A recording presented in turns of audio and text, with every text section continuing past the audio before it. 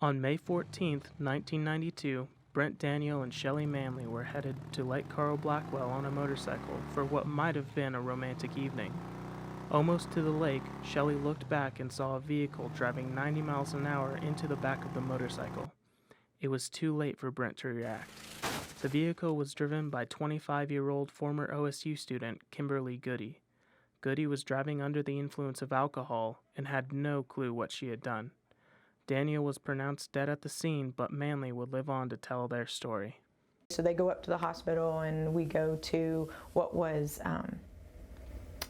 Oklahoma Memorial at the time. It's now, I guess, OU Physicians, I believe, is what that is now.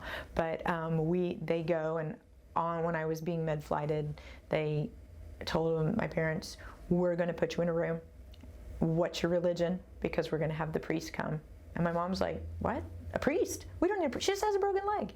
They were like, no, you need to have a priest with you. And so that's when my mom realized, and my dad knew that it was pretty serious.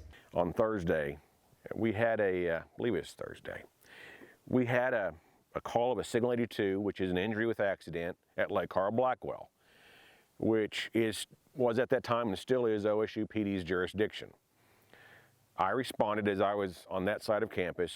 I responded to the lake, and as I arrived, as you can see behind us, there's a hill, and just over the hill crest is where the scene was at.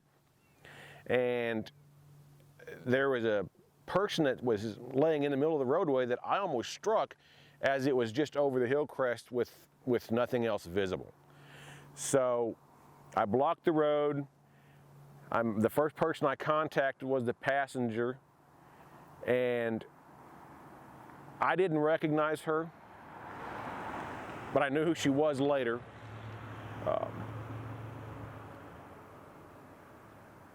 She was screaming, but she was being tended to by a nurse, so I knew she would probably be okay. Ambulances were on their way. The next thing that I saw was an individual laying face down along the west side of the road with his head facing north. And as I approached, there was a nurse with him who stayed out here during the summertime. She handed me a wallet, and it was a very typical bifold wallet that a lot of law enforcement officers have that has a badge on one side, and when she flipped it open, I saw a badge. My very first thought at that time was, I wonder who at Stillwater rides a motorcycle. It never occurred to me that it would be one of ours. And when I looked closer at the badge, I realized who it was.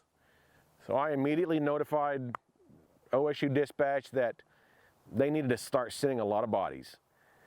The next thing that I saw was a car. It was a white Ford Probe just up the road from where Brent was laying. I walked up there, and there was a female passenger, or female driver, sitting on the ground leaning against the car, and 15 feet away was the remnants of a six-pack, like she had just tossed it out. She wouldn't look at me, but I did hear her ask over and over and over, what did I hit? So I knew at that point that I had the driver of this. And then on the west or the east side of the road, between where Brent was laying and where the car was at, was Brent's motorcycle, which was still running. So at that time, the ambulance showed up, and they started tending to Brent, and he was doing what can only be described as a death rattle. For people that don't know, what is that? When people are near the end of their life, the breath catches and the body starts to shudder, and it's a noise that I can't really describe. It's the life passing out of people. So, how'd that make you feel when you found out it was Brent?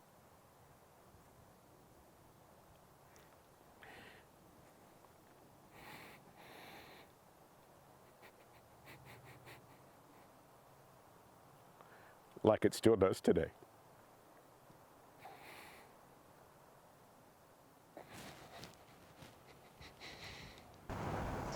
According to the National Highway Traffic Safety Administration, in 2016 there was 10,497 deaths due to alcohol-impaired driving.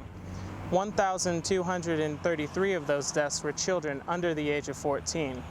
With that being said, the lives lost and the families had no idea that that day was going to be their last. So they sewed up my face and used my own skin so that way it would be better because I had so many injuries. And then they had to close up some of the skin grafts just because I didn't have anything to keep all the blood in.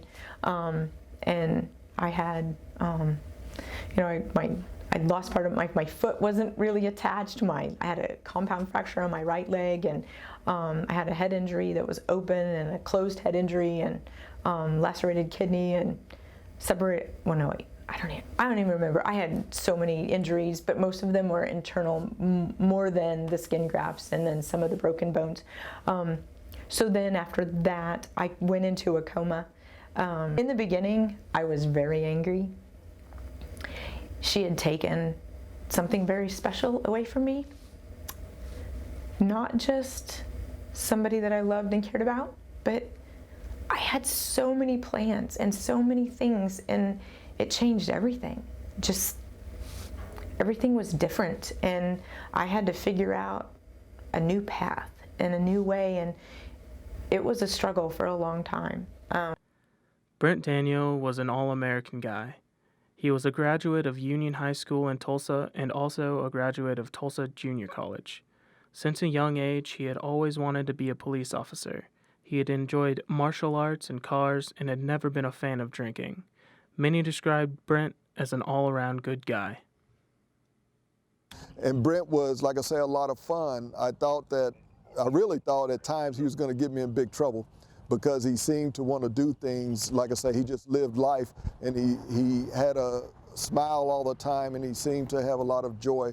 And so I thoroughly enjoyed being around him because of the things that we would talk about and sometimes the things we would do.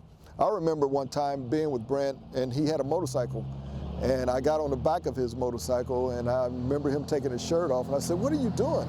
And he wanted to pop wheelies with me on the back.